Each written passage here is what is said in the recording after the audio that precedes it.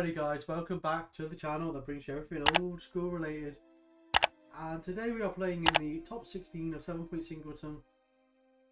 And we are playing against Daniel. Now Daniel is a 4-horseman player that I played against quite a few times. And he's trying his hand at 7 Singleton. And he's done pretty well, he's in the top 16. He did it really well in the group stage. And yeah, he's battling against me. So we haven't unfortunately got a decked picture of what he's actually playing, but I have got a deck picture of what I've got, and then after this, if we do make it the next round, there will be deck pictures. They only release deck pictures of top 8, which is surprising. But anyway, what I will say as well, if you want to follow me on Discord, there is a link in the description section, and it is really nice to obviously chat to people in there, talk about deck techs, pictures of their decks, cards. We talk about cards, all sorts of different things. So if that's something that interests you, click the link in the description section and follow the old MTG server. And yeah, anyway, let's just get straight into my deck then, and then straight into the match. So this is my deck. You must have already seen it if you've seen the previous videos, but yeah, I run some really decent removal and chain lightning bolts, earthquake, chaos orb, fissure, discs and things like that, and then obviously some mid-rangey creatures in the form of Juggernaut, Earth Elemental, Shiva Dragon, Triskelions, Sengirs and Tetravus. It's got a few sweet little combos in there, i.e. the Chaos Orb, Guardian Beast combo. It's got the Icy Manipulator, Royal Assassin combo, and it's got the Turnus' Coffin and Tetravus and Triskelion combo. So it's got a few little combos in there. Yeah, and the deck's pretty sweet. Alright, let's see if we can keep an opening hand then. We have got a lot on bigger screen for you now, so trying to make it as big as possible. We actually played on Werribee because we were struggling a little bit. Well, it might be on Teleria, I can't quite remember. I think it was on Teleria in the end, actually.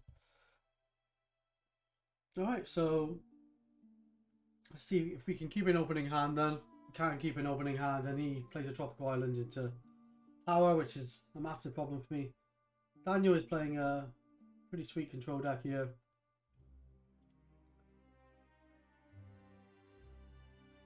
We actually played against each other in a friendly match a couple of days before, which was kind of ironic.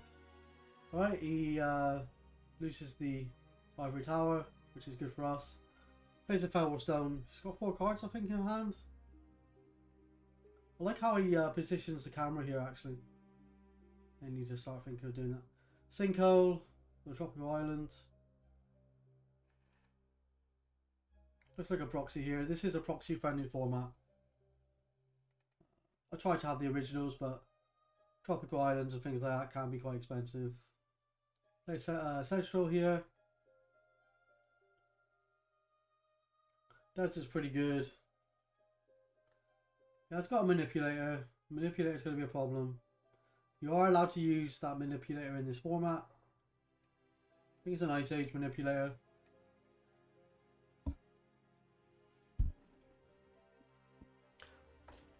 Alright, so we follow up with Turnus' Coffin. Coffin's pretty good.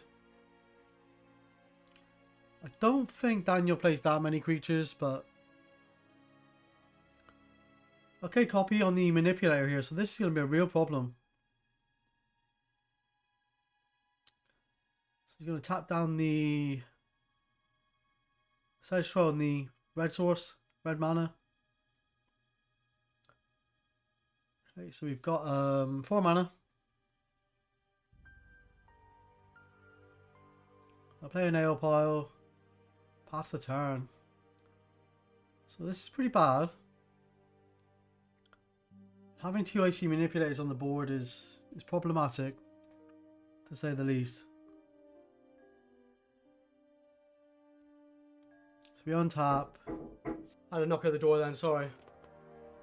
Right, so he taps down my lands, my Sedgetroll, or a land and Sedgetroll. We play a Dragon Whelp here, so we're trying to put pressure on. But those manipulators are making it really problematic. If he plays like a Wrath or something here, it could be problematic, but he doesn't look like he's got white mana. The deserts don't seem great against my deck, but neither does mine. When he's playing, looks like creatureless, but I'm not 100% sure. Alright, 6 mana here for a Tetraverse, that seems good. Oh no, he's got a counterspell, okay. That's bad news. He's down to 4 cards. No, I think he's down to... well, he's still got 4 cards. Untap. You're most probably going to tap down the... yep, tap down the creatures. So, except from the 3 damage we dealt early on, we haven't really done too much here. 3 mana for a gargoyle. Kind of committed to putting more and more creatures out on the battlefield.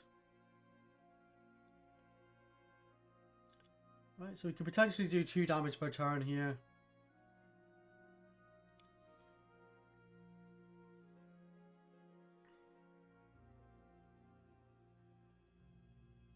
Alright, we untap. We'll tap down the both of these creatures.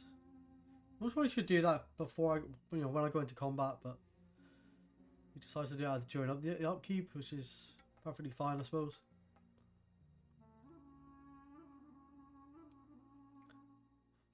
Four mana for a Juggernaut, so we're trying to put some pressure on here, but he's got to remove soul.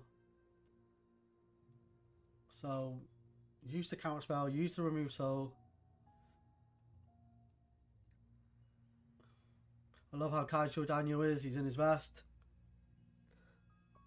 I have actually just got a playmat delivered to me from Four Horsemen, which I'll show you guys in a future video. That's pretty cool. All the way from America. Right, he's tapping down both my creatures. We draw. This gargoyle just keeps chipping in for 2. 5 mana for a Sengi. Okay, that's pretty good. That's very good actually. Now this is real pressure. Oh, but he's got swords. Okay. Go to 24.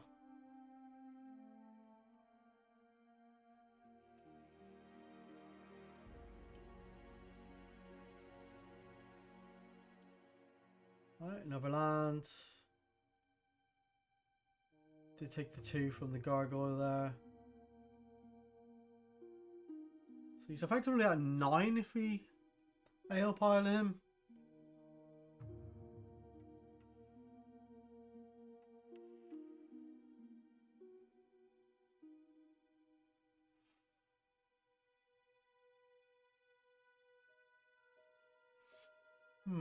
I was having a good old think here, Daniel.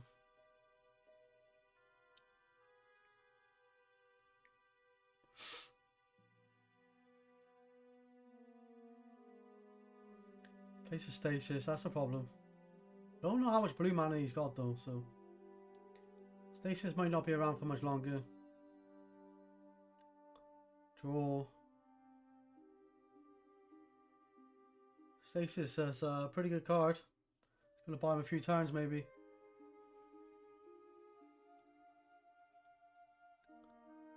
Pass the turn back. And interestingly, if we had to sit your brass out, he would be able to pay with the Fellwar Stone. But thankfully we haven't got blue mana or sit your brass out. So he actually loses the stasis.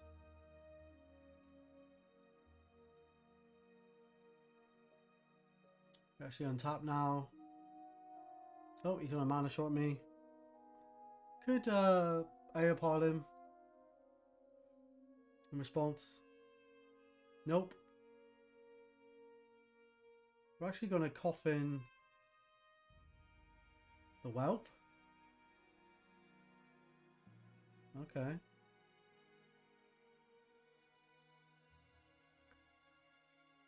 then AO pile him, and then tap all my lands. Yeah, okay, all right.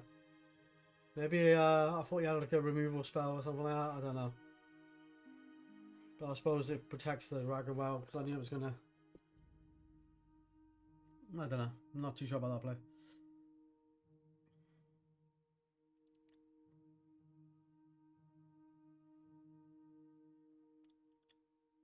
Okay, 2 mana for Millstone. Okay, so that's going to start milling things soon.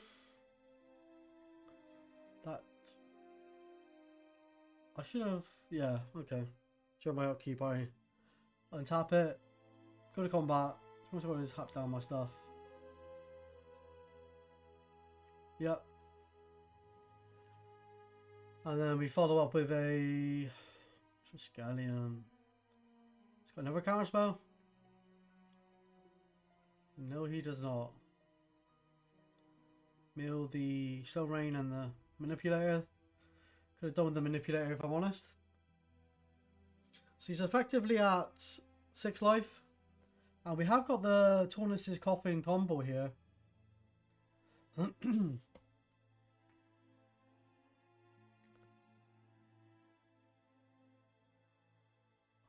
Okay, Coffin.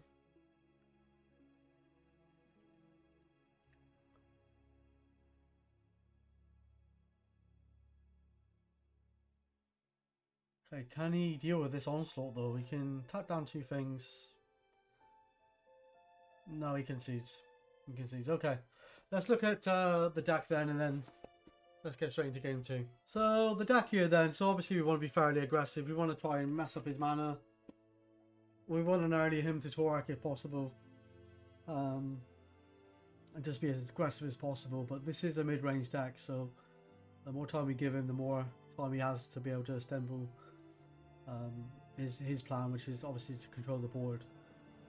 Having the Manipulator and the copy artifact though was pretty good. So anyway, let's get straight into game number 2 then. Game number 2 then. It looks like we both keep I know I kept a 7, he kept a 6 card hand. Play Mountain and Pass. Sorry about the glare here. Birds of Paradise. Okay, Fell Warstone, pass. So we're ramping out quite nicely. Could potentially have something big here on turn 3.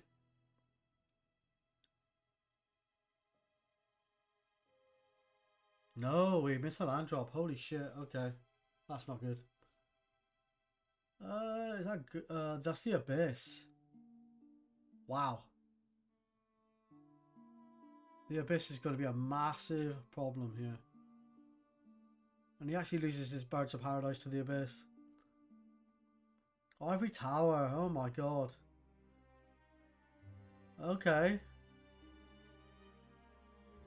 Into Manipulator. Alright, that's not... that's not good. Okay, Divine Offering actually gains life. Oh my god. Okay. But it does get rid of his card count in his hand, I suppose. He's not gaining too much life with the Ivory Tower yet. But the Abyss is going to be a problem. Obviously, we have got Tetravus, we got Juggernaut, we got Triskelion. But do a lot of damage through creatures here.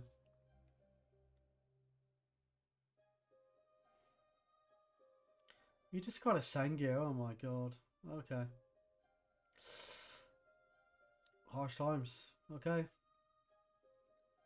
Draw.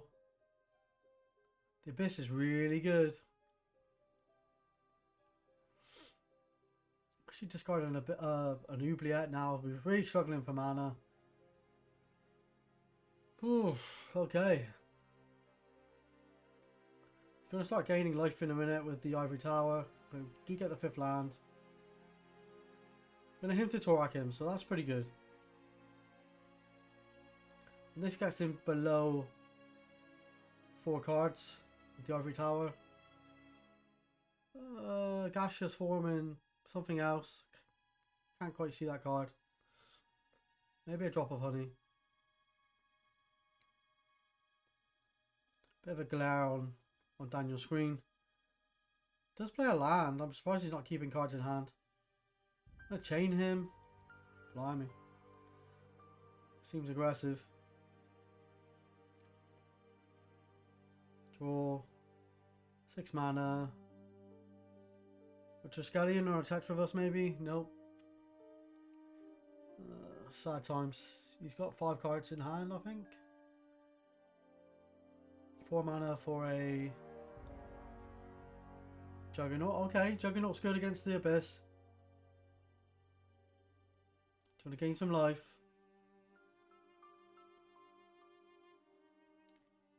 You're going to copy the Juggernaut. Sad times. Okay. Maybe we got a bolt for it. Maybe. Could have done with that chain now. Got to attack into it. That's unfortunate. 6 mana for Triskelion. Okay, that's good. Right, so gets through the Abyss.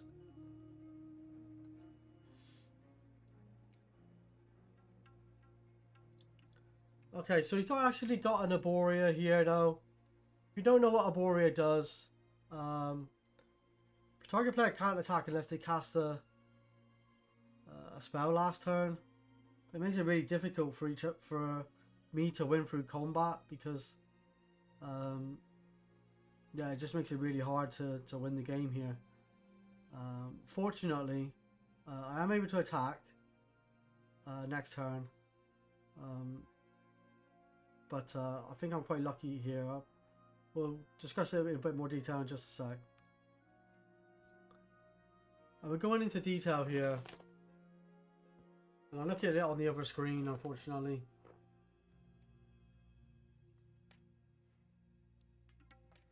And actually asking the chat on 7 Singleton how Arborea works, because I've never really come across it or played against it. So, alright, we're going to play an assassin. Attack for 4.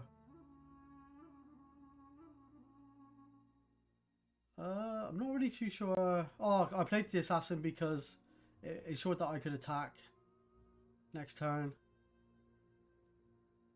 I'm actually going to animate death on the Juggernaut.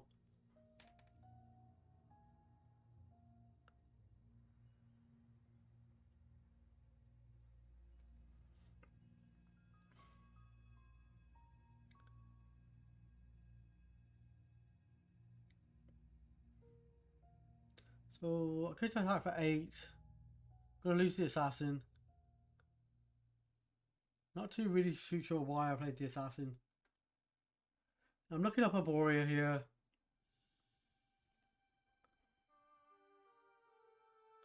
What I'm going to do is I'm just going to get it up on the screen to show you what it does.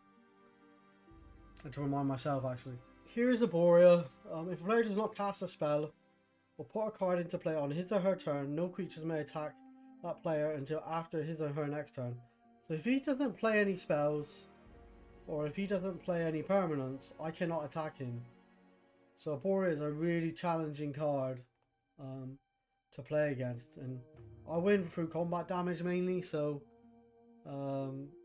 yeah, it's going to be really difficult to win this game here with this Arborea on the battlefield.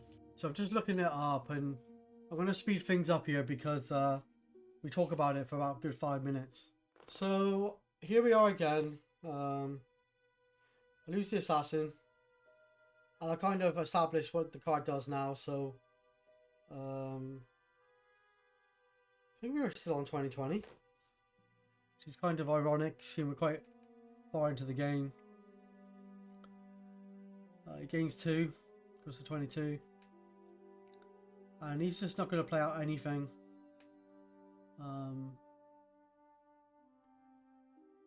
And he's just going to basically gain a load of life off the tower and not play any permanents. He's just going to keep discarding. So this is really like problematic here. Lucky enough we've got artifact creatures that aren't going to be killed by the Abyss. He goes to 28 now.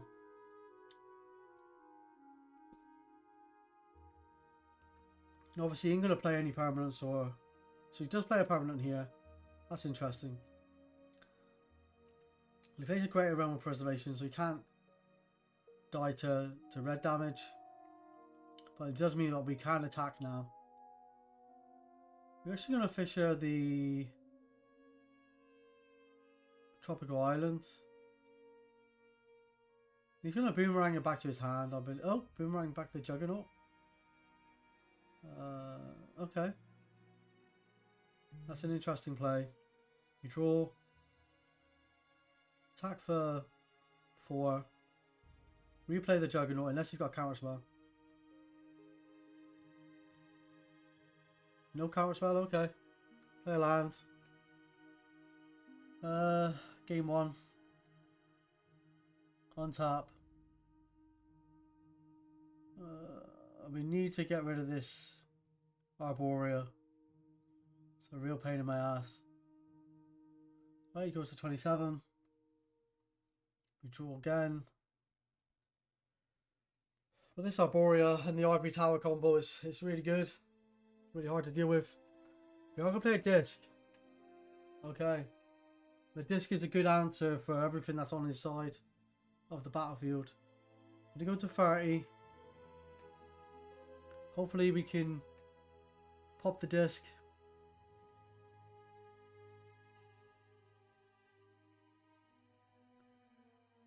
Okay, so I'm going to discard a Ortega.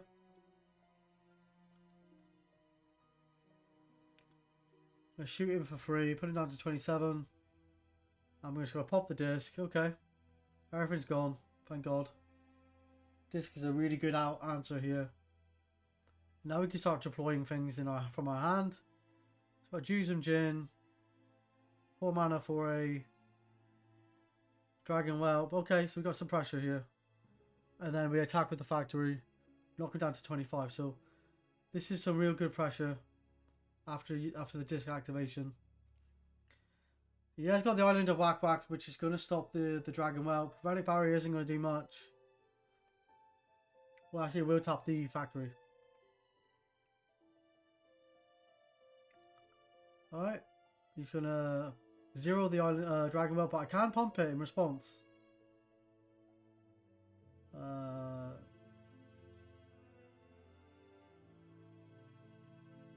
Not too sure why I pumped 3 times. Pretty sure it dies after being pumped 3 times. Or it might be a maximum of 3 times. Yeah, most probably a maximum.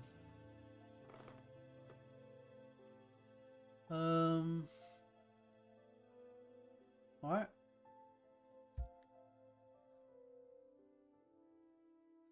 She's got a factory, that's pretty good. She's got a Winter Orb, alright, okay, so we only tap 1 land. Not really going to affect me too much here, got quite a lot of mana open. But yeah, he's got the Relic Barrier Winter Orb combo, which Jason used in the group stage. I'll animate the factory here, block, and just take 0, okay. I'll decide obviously not to pump the Dragon Whelp. 4 mana for 6 mana. Alright, Sheevan Dragon. So now he's going to most probably I'll use the Island of Whack Whack on the Sheevan Dragon here. He loses. He gains. No, loses 2, sorry. I lose 2, sorry. Okay. Oh, because of the Jusum. Okay. Makes sense.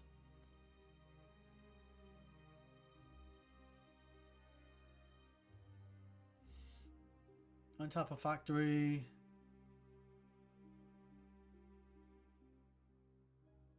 Foul Stone should be untapped, so not too sure that's why I've tapped that there. Actually attacking with the factory as well. Okay. Does he want to tap down the factory with Relic Barrier? Obviously he's got the combo with Winter Orb here, so I'm sort of offering it to him. Does he want to do that? He may just want me. Yeah, okay. So he does tap it. Okay, so he's going to take that out. It only takes 7, I believe. Okay. Right, on top.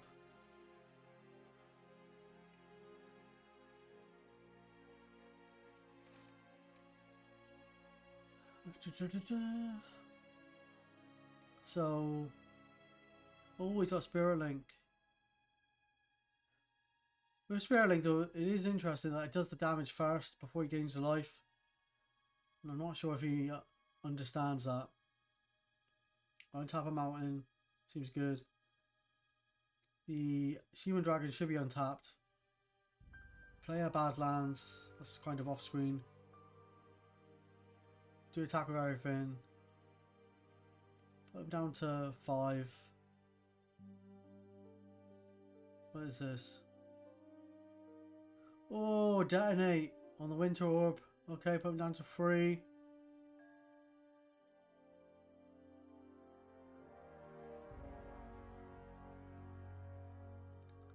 And he concedes. Okay, we did have an earthquake. I'm not too sure about the Spirit Link there. I think he might have tapped down the Shivan Dragon after he used the Island of Whack Whack, but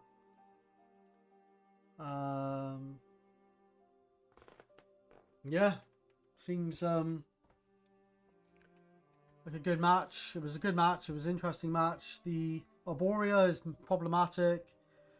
The 2 IC manipulators was very problematic in the first game.